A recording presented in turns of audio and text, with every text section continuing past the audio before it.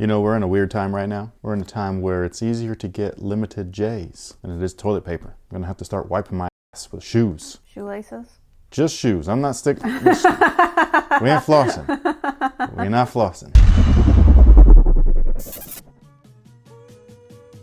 What's good, guys? My name's Chris. Welcome back to the official WearTesters.com YouTube channel. Today we're taking a look at a pair of shoes that, I mean, we don't know when the these are releasing anymore. This got more release date changes than anything that I've ever seen in my life. But anyways, these guys right here, actually these are wrapped in so much paper that I might have to resort to risking a paper cut on the brown-eyed starfish. But these, my friends, are the Air Jordan 6 Defining Moments pack, or DMP pack, black and gold, whatever the hell you want to call them in. So for those of you guys that don't know about this shoe right here, these originally released in 2006, and they originally released as part of a pack. So these alongside the Air Jordan 11 in a Concord-ish colorway, because they were both playing up on the original colors that MJ wore while he won his first championship of both repeats. So obviously the Air Jordan 6, he won his first ring in 1991. The Air Jordan 11 came back 1996, right? 97, 98. I'm pretty sure it was 96. Yeah, June 12th, 1991. You know, what's really surprising is that they replicated the fuck out of this thing, man. Like, they did everything on this shoe exactly the way that it was on the 2006 pair, down to the dog tag, except there's no Jordan 11, at least not yet. I have a weird feeling that either those are gonna be like a weird drop towards the end of this year, like it's gonna be like a surprise, you know what I mean? Because they made a Jordan 6 rings DMP that looked just like the 11s, and I'm just kind of like, yo, you can't leave out what might be arguably the better half of the two. The more popular. This pack was, for one, the first pack. Or two, it was just the best pack ever. Like, out of all the packs that they've ever done, this is like the one where it's like the most coveted. They've tried to replicate the success of the DMP name by, you know, they released the Jordan 1 DMP packs, remember that? I think it was, they called it the BMP, the Beginning Moments pack, where it was the Boston and the black and red Air Jordan 1s. I actually wore those Bostons in the Air Jordan project for the Air Jordan 1 performance review.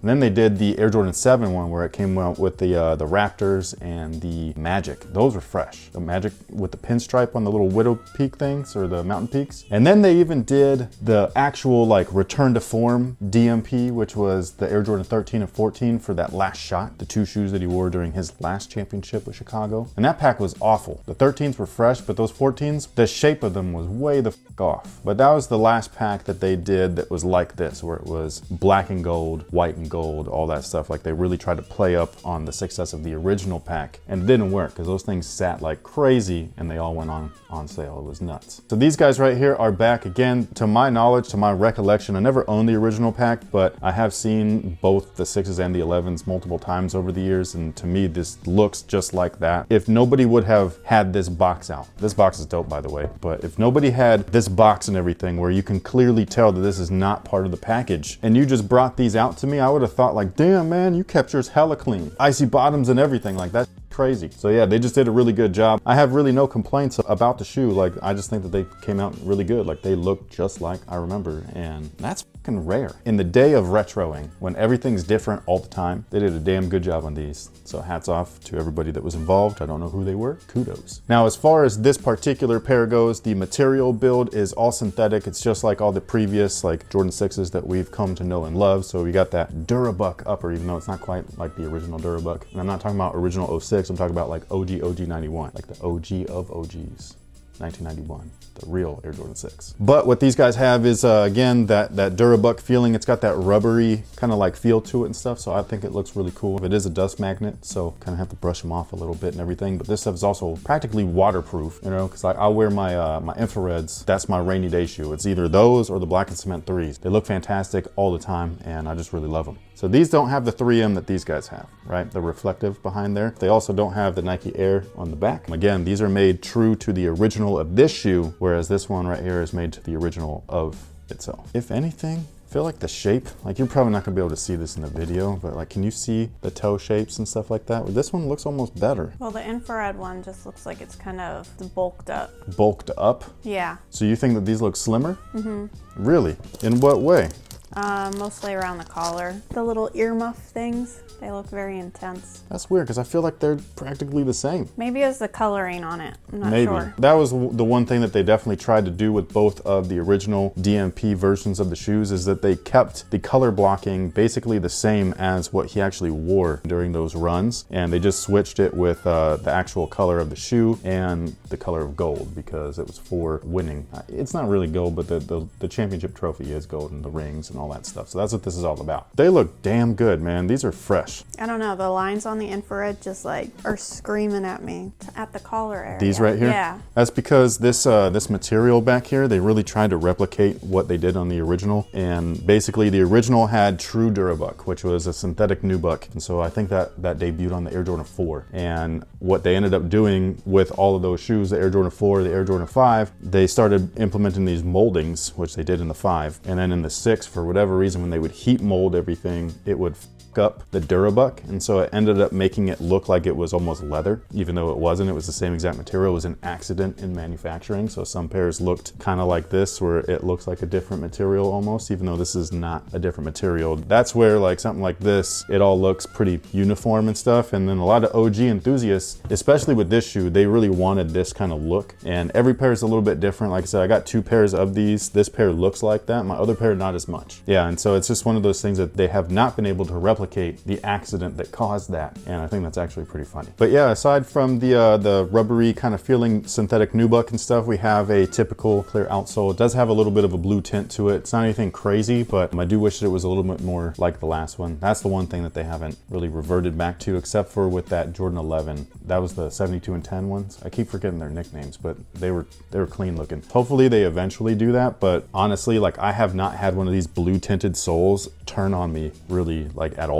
Now the midsole itself is polyurethane, and the tech specs on the Air Jordan 6, just in case you're new around here, is a visible air sole unit in the heel, which is that little air unit that you can actually see. And there is gold in there for anybody wondering. And then there's an encapsulated air unit in the forefoot. You just can't see it. So encapsulated means it's internal, and visible means that guy right there. And then I will check just in case for anybody curious about like board blasting and all that stuff. What was the shoe that we talked about that last? The 5. Oh yeah, it was the 5s. So yeah, so board blasting is a thing on these. So there's a board blast, and it's got this really cheap, crappy ass insole. I wish that it was polyurethane, and just in case you wanted to commemorate the horrible year we're having, 2020, man, it's right there. And again, they come with the dog tag and everything. It feels like actual metal, doesn't feel like a piece of crap plastic. And then for anybody curious, it says Air Jordan 6, June 12th, 1991. I believe that's when they won the ring. Was that the thing with All-Star on the Kyrie 6s? Was that the Father's Day? That was the Father's Day thing. Yeah, good memory there, because I totally already forgot. So there's that, and it says defining moment, MJ's first professional championship. And again, I feel like they went like above and beyond to really replicate what, other than the packaging and the 2-pack itself, to where like it's like there's no way that they just made these for the Air Jordan 6, man. You know what I mean? They probably bought enough dog tags to make one for the Air Jordan 11 too. I have a feeling those are coming.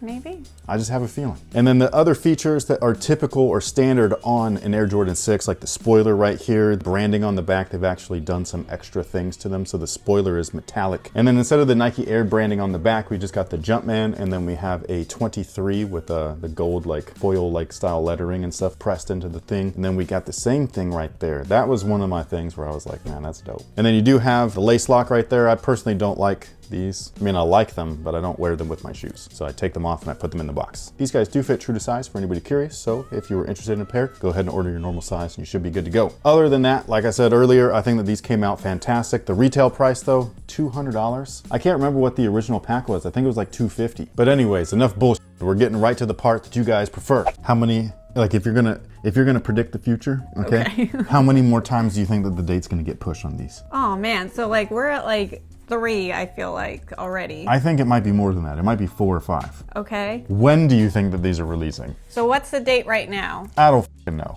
Sometime in April. It is in April? Because I'm I was pretty going to sure. say, I can imagine these being like June. Maybe July. What do you think? August. August to September is what he was saying. God damn. They're They're an interesting texture. Like, I don't know why. These feel like softer to me. It's got kind of like that rubbery coat to them. I'm telling you, man. If you guys remember the Jordan 4s from, I don't remember the year, maybe 2013, 2014, when they did like the Toro 4s, the all red joints and stuff. Okay. Like that run, there was the Mist Green, is that what it was? Or was it Mint? Green Glow? I think that's what they were called. Remember? Sea foam? I don't know. I'm just saying green colors now.